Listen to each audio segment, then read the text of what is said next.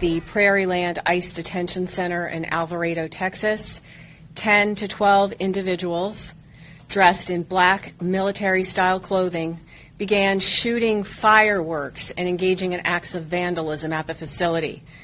And this was part of an organized attack. Today, my office has charged 10 individuals with 3 counts of attempted murder of a federal officer.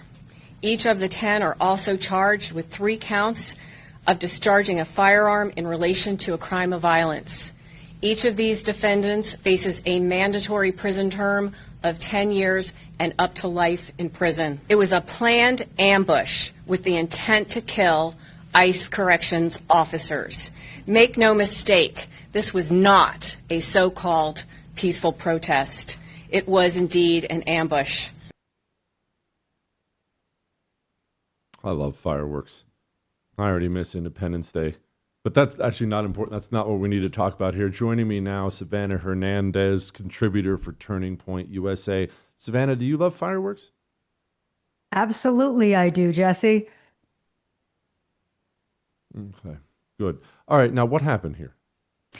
Yeah, Jesse, this is not surprising behavior at all. Unfortunately, the left wing has been emboldened for years at this point. Antifa has been emboldened for years. I mean, they've been attacking ICE facilities in Portland for the last month to the point where you have residents that are now coming forward to sue the city because nobody is getting involved. Now we are seeing ICE agents being targeted at various facilities across the nation. And, it's not surprising in the slightest, because if you take a peek at what has been going on regarding Democrats, their language, what they have allowed on the streets of this country, this is the type of behavior that people have gotten away with. They've been calling for violence against our federal officials, and they have been pushing back against these mass deportations. So, it's really heartbreaking to see what is going on in the streets, quite frankly, right now, but not surprising. Savanah, you spend a lot of time knee-deep in these protests with all these dirty street animals, but they've always been violent. I get that. And as you just pointed out, they've been terrorizing people for a while. They've killed people before, but an organized ambush with a dozen of these freaks seems like an escalation. I haven't seen something like that before from them. Have you? Yes and no. I mean, I think what we're seeing now is we saw these exact same ambushes during BLM, right? We saw federal courthouses that were being firebombed, but now they're simply moving their attention to these ICE facilities. So we have seen these exact same tactics, but of course, the focus has now changed to these ICE facilities, which is why it's so important for, our federal officials to really bring down the hammer on these criminals who are coming in and targeting these ICE facilities, because I only do see this continuing to get worse. And ICE agents, unfortunately, and hopefully not, I hope this doesn't happen, but this could potentially lead to ICE agents, of course, being killed because of the amount of targeting that is continuing to happen. I mean, you even had Karen Bass, the mayor of Los Angeles, just yesterday going in and trying to impede, ICE going in and trying to conduct these raids of criminals who should not be in this country. It's not just happening in Los Angeles, speaking of protecting all the foreigners. It's happening in New York, where they're still giving out free stuff. Just how many illegals are still huddled up in these sanctuary places run by these dirtballs?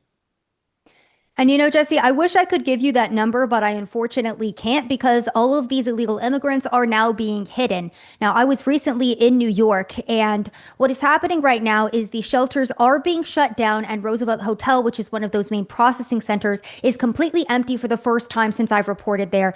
Since 2022, there was not one illegal immigrant standing outside. But what's happening is the city of New York just signed a $1 billion deal to now kind of just move those illegal immigrants into the homeless shelters, which, by the way, receive federal funding. So this is for 86,000 people to receive these emergency shelters. In January of this year, Eric Adams was stating that you still had 51,000 illegal immigrants that were utilizing city shelters. So, we're not going to get those exact numbers because, unfortunately, sanctuary cities across the United States of America are still hiding illegal immigrants in plain sight. And now, instead of using the taxpayer dollars in New York to house these people in free hotel rooms, they're taking federal funding funding from people all across the United States of America to hide them in homeless shelters. And even further, Jesse, these homeless services have told their employees that they cannot allow ICE into the facilities, that ICE detainers are not enough to grant them access to facilities, and it is illegal for them to share the immigration status of their clients.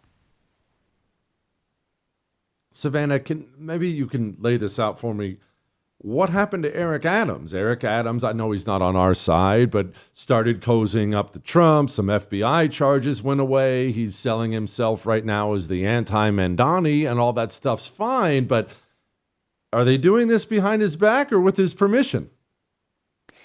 I think that the Trump administration knows what's going on, and hopefully, what my hope for this is after this big, beautiful bill passed and we did get that funding for the mass deportations, my hope is that New York will allow ICE to come in and, enact its job and conduct these raids. But what's happening is you have such an infiltration through all of the various organizations and city-run programs in New York that they're essentially ignoring the federal government. They're going to ignore whatever Eric Adams says. At the end of the day, he's still an open border sanctuary city Democrat. So he's going to allow these officials to, circumvent our federal laws and not work with ICE and DHS.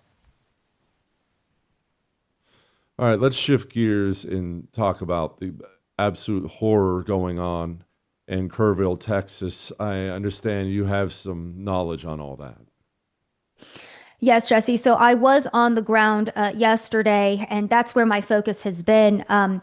So I was up there and, I just want to start off with some good news because this has been such a heavy subject for the people of Texas. But just to start us off with some good news, we have had 850 people that have since been rescued. I was at the donation centers up in Kerrville, and they have received so many donations from all across Texas that they're actually oversupplied, and they're now having to rent out warehouses to send those supplies to. And this is happening in both the Kerrville area and then also various counties in Austin. So many people in Texas donating to help out these efforts. Regarding what I saw on the ground, absolutely horrifying situation. You have those major floods that have at this point killed 108 people, including 30 children. Really heartbreaking to witness. I was speaking to some residents on the ground who were there during those floods. Luckily, the resident I spoke to, whose home was on a hill, she stated that the flood waters rose so quickly that they were reaching almost the top of the trees. Initial reports stating that those floodwaters rose about 30 feet in just 45 minutes. So complete devastation up there, and a lot of these donation centers now asking for monetary support. They've received so many supplies that they are helping, of course, the residents that need it, but now they need those monetary donations because the next natural progression of this cleanup is going to be removing all of the cars, the mattresses that are currently stuck in trees, all of the debris on the roads. So we were seeing both, state and, of course, a lot of locals helping with this devastating the flood and the aftermath. Good grief. Savanah, thank you. Appreciate it. I would thank you for coming to my YouTube channel, but I know how brilliant it is, and I know you love it here. So subscribe and watch. We're going to start really ramping things up and putting some funny stuff, some interesting stuff out there, some collaborations. Either way, my YouTube channel is officially the place to be. So stick around.